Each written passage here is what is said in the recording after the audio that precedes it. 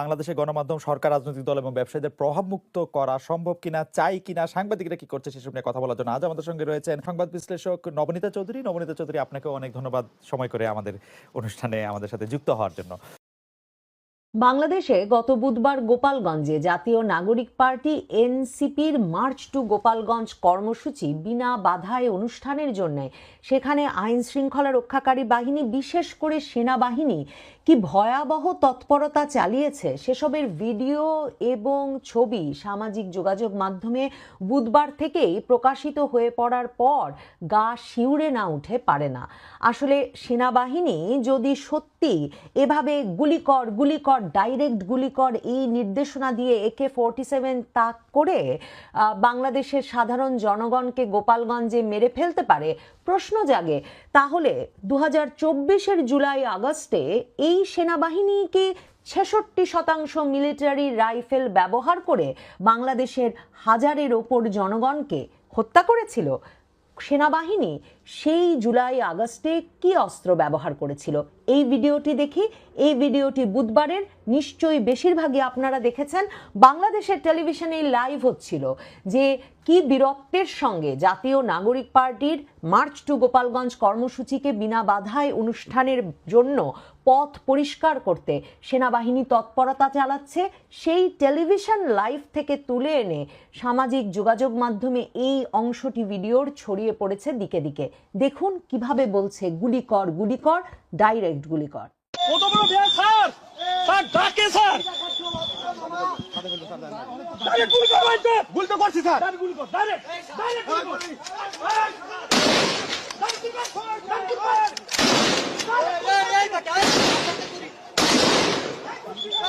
এখানে সেনাবাহিনীর হাতে মিলিটারি গ্রেডের বন্দুক, মানে সেনাবাহিনীর হাতে তো আর ঢাল তলোয়ার থাকার কথা না, মিলিটারি গ্রেডেরই বন্দুক থাকার কথা।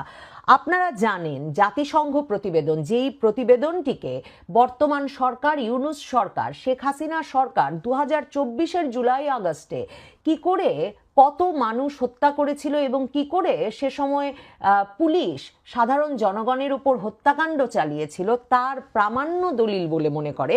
সেই জাতিসংঘ দলিলে, প্রতিবেদনে সরাসরি বলা হয়েছে 2024-এর জুলাই আগস্টে যারা নিহত হয়েছেন তাদের 66%ই নিহত হয়েছেন মিলিটারি গ্রেডের গুলিতে। এখন পর্যন্ত ইউনূস সরকার আমাদেরকে জানায়নি যে পুলিশ কি মিলিটারি গ্রেডের রাইফেল ব্যবহার করছিল, কারা 7.62 বোরের রাইফেল ব্যবহার করছিল। আমরা 3রা আগস্ট হঠাৎ করেই শুনলাম সেনাপ্রধান ওয়াকারুজ্জামানের দরবারে সেনা কর্মকর্তারা বলে দিয়েছেন তারা সরকার, অর্থাৎ শেখ হাসিনা সরকারের নির্দেশনাক্রমে আর জনগণের আন্দোলন প্রতিহত করবেন না, কাজেই তারা আর গুলি না চালানোর সিদ্ধান্ত নিয়েছেন। আজকে 1 বছর হতে চলেছে, এখন পর্যন্ত আমরা জানি না ওয়াকারুজ্জামানের বাহিনী 3রা আগস্টের আগ পর্যন্ত কত জনের উপর গুলি চালিয়েছে। জাতিসংঘ প্রতিবেদনের 46 পৃষ্ঠায় স্পষ্ট বলা হয়েছে তারা যেসব ছবি সংগ্রহ করেছে সেখানে বসুন্ধরা থেকে বেরিয়ে আসা শান্তিপূর্ণ নিরস্ত্র আন্দোলনকারীদের ওপর 5ই আগস্টেও সেনাবাহিনীর দল চাইনিজ অ্যাসল্ট রাইফেল দিয়ে, অর্থাৎ মিলিটারি গ্রেডের রাইফেল দিয়ে গুলি চালিয়েছিল। এখন পর্যন্ত ওয়াকারুজ্জামানের বাহিনী বলেনি যে 5ই আগস্ট পর্যন্ত বা জুলাই আগস্টে তারা কতজন মানুষকে হত্যা করেছে, তাদের কত গুলি তারা খরচ করেছে এবং কি কি মিলিটারি গ্রেডের রাইফেল তারা ব্যবহার করছিল।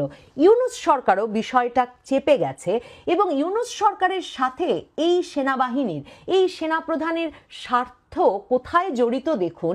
এবার গোপালগঞ্জে যখন তারা তাদের সেনা রাইফেল দিয়ে গুলি চালালো, হত্যা করলো, হতাহত হয়েছেন অন্তত 10 জন এবং এরই মধ্যে নিহত হয়েছেন 5 জন মানুষ, এবং বাংলাদেশের পুলিশ প্রধান আইজি বাহারুল ইসলাম বলে দিয়েছেন যে তারা গোপালগঞ্জে এই বুধবার কোনো রকম প্রাণঘাতী অস্ত্র ব্যবহার করেন নাই। এবং আমরা জানি ইউনূস সরকার আগস্টের পর থেকে বলে দিয়েছেন পুলিশ বাহিনী কোথাও কোনো প্রাণঘাতী অস্ত্র ব্যবহার করতে পারবে না। তার মানে কোন বাহিনী ব্যবহার করলো অস্ত্র? এই ভিডিও বা এই ছবি যদি আমাদের কাছে নাও থাকতো তাহলেও ধরে নেওয়াই যায় একেবারে নিশ্চিতভাবেই সেনাবাহিনী গুলি চালিয়েছে গোপালগঞ্জের সাধারণ মানুষের ওপর।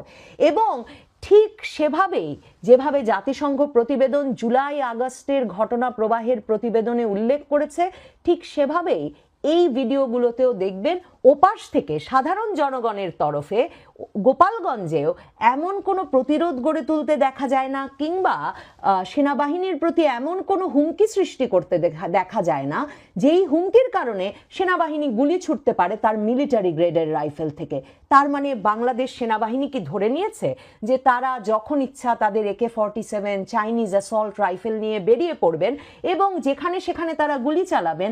আবার ভলকার টুর্ক জাতিসংঘ মানবাধিকার কমিশনার যদি ধমকে দেন তাহলে তারা আবার ঘোষণা দেবেন যে না, তারা আর গুলি চালাবেন না, এবং তারপর তারা নিরীহ বনে যাবেন, তারা দেশপ্রেমিক সেনাবাহিনী বনে যাবেন, আর সকল হিংসা বিদ্বেষ আক্রমণ লাশ পোড়ানো লাশ ঝুলিয়ে রাখা এসবের শিকার হবে বাংলাদেশের পুলিশ বাহিনী।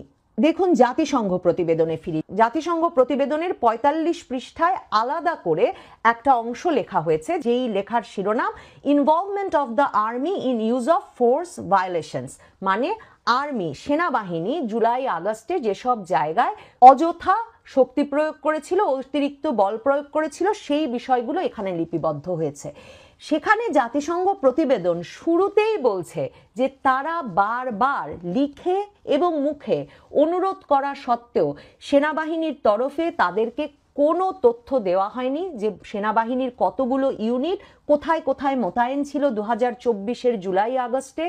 কোথাও এই তথ্য বাংলাদেশের সরকার মানে তৎকালীন ইউনূস সরকারও তাদেরকে দেন নাই যে সেনাবাহিনী সে সময় কি পরিমাণ বন্দুক, কি ধরনের বন্দুক, মানে কি ধরনের অস্ত্র এবং কি ধরনের গোলা বারুদ ব্যবহার করেছেন।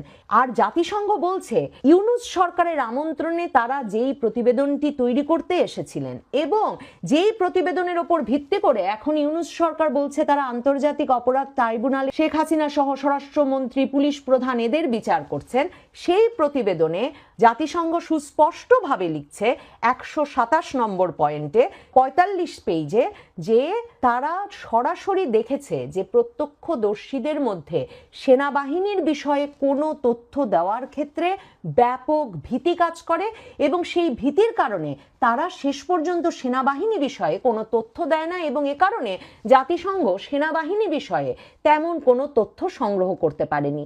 তারপরেও সেনাবাহিনীর কাছে গোপনে যেসব ছবি এসেছে তার মধ্যেই তারা ২০শে জুলাই সেনাবাহিনী কোনো রকম উস্কানি ছাড়াই সাধারণ জনগণের দিকে সেনাবাহিনীর একটি দল প্রাণঘাতী অস্ত্র তাক করে রাউন্ডের পর রাউন্ড গুলি ছুটছে, এই তথ্য এবং ছবি এবং প্রমাণ পেয়েছে। সেনাবাহিনী ২০২৪-এর ৫ই আগস্ট সাধারণ জনগণের বুকে চাইনিজ অ্যাসল্ট রাইফেল থেকে গুলি চালাচ্ছে, সেই প্রমাণ জাতিসংঘ পেয়েছে এবং জাতিসংঘ বলছে যে তাদের কাছে এই প্রমাণ থাকা সত্ত্বেও যে হেলিকপ্টার নিয়েও সেনাবাহিনী টহল দিয়েছে জুলাই আগস্টে এবং সেনাবাহিনী হেলিকপ্টার থেকে গুলি ছুড়ে থাকতে পারে এমন তথ্য থাকলেও সেনাবাহিনীর কোন কোন ইউনিট হেলিকপ্টারে উঠেছিল এবং কি ধরনের অস্ত্র ব্যবহার করেছিল এ বিষয়েও কোনো তথ্য জাতিসংঘ তার প্রতিবেদনে যুক্ত করতে পারেনি।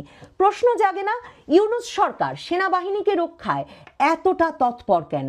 যেই জাতিসংঘ মানবাধিকার কমিশনকে তারা প্রতিবেদন তৈরির জন্য নিয়ে এলো বাংলাদেশে, সেই জাতিসংঘ মানবাধিকার কমিশনের দলটি আর সকলের তথ্য সংগ্রহ করলো, তথ্য সংগ্রহ করে এমন একটা প্রতিবেদন তৈরি করলো, কিন্তু তারা সেনাবাহিনীর বা সেনা প্রধানের কিংবা সেনাবাহিনীর কোনো পর্যায়ের কোনো কর্মকর্তার সঙ্গে কেন সাক্ষাৎ করতে পারলো না? কেন ইউনূস সরকার সেনাবাহিনীর ভেতর থেকে কোনো তথ্য এনে দিতে পারলো না? জাতিসংঘ সুস্পষ্টভাবে উল্লেখ করেছে না সেনাবাহিনী, না সেনা গোয়েন্দা সংস্থা DGFI কিংবা NSI কারো কাছ থেকেই কোনো তথ্য পায়নি জাতিসংঘের প্রতিবেদক দল। এবার দেখুন গোপালগঞ্জে ইউনূস সরকার কিভাবে রক্ষা করছে তার সেনাবাহিনী, সেনাপ্রধান ওয়াকারুজ্জামানের বাহিনীকে। সেনাপ্রধান ওয়াকারুজ্জামানের বাহিনী সরাসরি বুকে গুলি চালালো মিলিটারি গ্রেডের রাইফেল থেকে। সেদিন এনসিপির মার্চ টু গোপালগঞ্জের দিনেই 4 জন নিহত হলেন, অথচ এখন পর্যন্ত ইউনূস সরকার এই নিহতদের বিষয়ে কোনো বক্তব্য রাখেনি। এখন পর্যন্ত সেনাবাহিনীর তরফে ISPR থেকে যে বিবৃতি দেওয়া হয়েছে সেখানে 4 জনের মৃত্যু বিষয়ে কিচ্ছু বলা হয়নি। এই 4 জন এবং পরবর্তীতে রিকশা চালক রমজান আলী, এই 5 জনের যে মৃত্যু হয়েছে বিভিন্ন হাসপাতালে সেনাবাহিনীর গুলিতে, তা নিশ্চিত হওয়া সত্ত্বেও বাংলাদেশের সংবাদ মাধ্যম এখন পর্যন্ত লেখে নাই যে গুলি কে চালালো। বাংলাদেশের সংবাদ মাধ্যম লিখছে গুলিতে নিহত 5।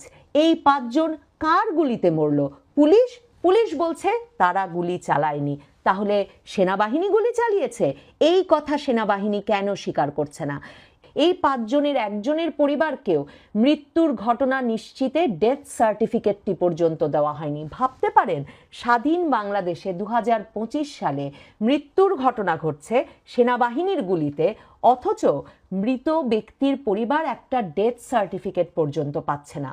এর পাশাপাশি যেই ঘটনাটি নিশ্চিত করেছেন ওয়াকারুজ্জামান তার সেনাবাহিনীকে রক্ষায়, আর ইউনূস সরকার ওয়াকারুজ্জামানের বাহিনীকে রক্ষায়, সেটি হচ্ছে একটি মৃত্যুরও ময়না তদন্ত হয়নি।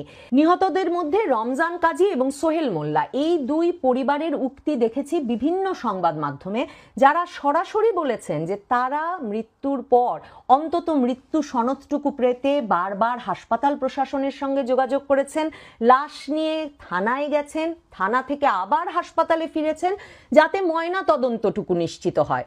কিন্তু কোনো কর্তৃপক্ষ, না পুলিশ না হাসপাতাল প্রশাসন, কেউ না দিয়েছেন মৃত্যু সনদ, না ব্যবস্থা করেছেন ময়না তদন্তের।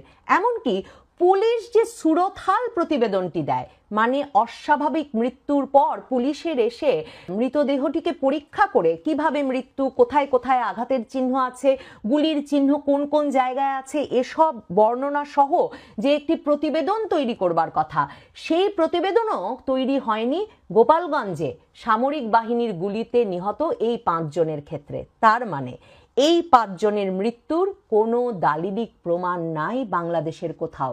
এদের পরিবারেরা মৃত্যু সনদটুকু পর্যন্ত পাননি।